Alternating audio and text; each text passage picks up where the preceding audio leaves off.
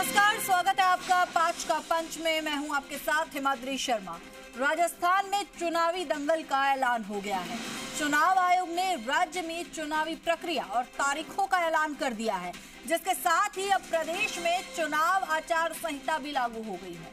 राजस्थान में 23 दिसंबर को एक ही चरण में मतदान होना है और 3 दिसंबर को चुनाव के नतीजे आएंगे। इस घोषणा के साथ ही चुनावी रण में सत्ता का संग्राम और तेज हो गया है। बीजेपी ने तारीखों के ऐलान के साथ ही राजस्थान के लिए अपने 41 प्रत्याशियों की पहली सूची जारी कर दी है। खास बात यह है कि 7 सांसदों को भी बीजेपी ने मैदान में उतार दिया है। फिलहाल तमाम योद्धा पूरे दल बल और साजो सामान के साथ तैयार है। आज पांच का पंच में चर्चा इसी पर, तारीख तय किसकी होगी जय। तारीख तय हो चुकी है। 23 नवंबर को राजस्थान का भाग्य बदलेगा, राजस्थान की सरकार चुनी जाएगी और ऐसे में आज इस सरकार का अंतिम कार्य दिवस था और अब 3 दिसंबर को परिणामों के साथ ही एक नई सरकार राजस्थान के पास होगी।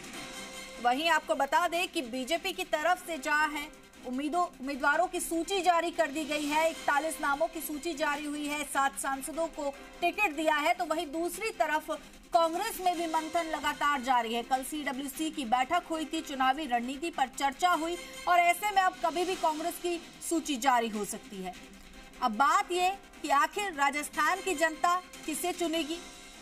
आज सुबह से ही ये कयास लगाए जा रहे थे और आखिरकार 12 बजे चुनाव आयोग ने प्रेस कॉन्फ्रेंस की और प्रेस कॉन्फ्रेंस में जो है जिन 5 राज्यों में चुनाव होने हैं उनमें तारीखों का ऐलान कर दिया गया। ऐसे में राजस्थान 23 नवंबर को राजस्थान में चुनाव होने हैं और 3 दिसंबर को जो है परिणाम जारी हो जाएगा। और अब सियासी घमासान तेज हो चुकी है। तारीख के तय होने के बाद ही एक सवाल कि आखिर किसकी जय होगी, किसकी जीत होगी और कौन राजस्थान का किला फतह करने में सफल होगा, ये देखना अनिवार्य होगा। और ऐसे में अब जो है किसकी जय होगी ये सोचना होगा। और चलिए इस खबर पर हमारे सहयोगी निजाम कंटालिया हमारे साथ जुड़ चुके हैं दिल्ली से। निजाम, तारीख तय हो चुकी है, बीजेपी की सूची बाहर आ चुकी है पहली, और ऐसे में अब कई तरह के कयास लगाए जा रहे हैं। दिल्ली में माहौल इस वक्त क्या कुछ किस तरह का नजर आ रहा है, किस तरह का सियासी माहौल हो गया है? बिल्कुल, देखिए कि आज का दिन राजस्थान विधानसभा चुनाव के लिए और यूँ कहे तो बेहद महत्वपूर्ण हो जाता है जब 3 घटनाक्रम एक साथ होते हैं। सबसे पहले हम बात करते हैं अगर आज की तारीखों की, जिसके लिए सबसे महत्वपूर्ण बात है चुनाव आचार संहिता के साथ ही चुनाव की तारीखों का ऐलान। 30 अक्टूबर से लेके 5 दिसंबर तक जो है राजस्थान विधानसभा चुनाव शुरू होकर कह सकते हैं 5 दिसंबर को एक तरह से पूर्ण हो जाएंगे। जब 5 दिसंबर को पूर्णतया अगर इस तरह से पूरी बात कहे तो पूरा संपूर्ण मान लिया जाएगा।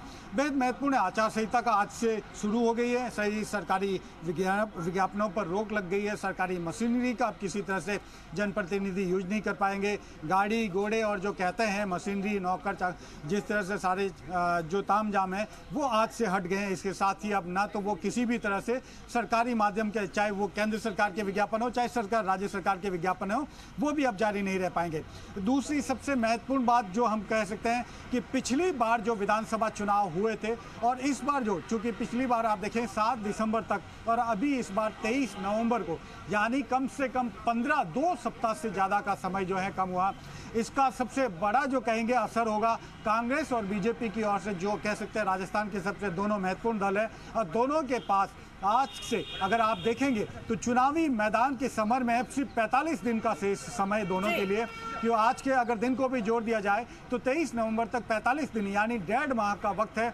जब इस 1.5 माह में पूरे दोनों पार्टियों को कह सकते हैं अपने और सभी दलों को अपने चुनाव प्रचार का मौका है। इसके साथ ही अगर बात करें 30 अक्टूबर को गजट नोटिफिकेशन होगा और साथ ही कह सकते हैं नामांकन 6 नवंबर को नामांकन। अगर आज की तारीख से देखा जाए तो भी 1 महीने से कम का वक्त है जब 6 नवंबर को नामांकन की आखिरी तारीख है। यानी कि अब टिकट का तय करने के लिए भी 1 महीने से भी कम समय बचा है 200 सीटों के लिए।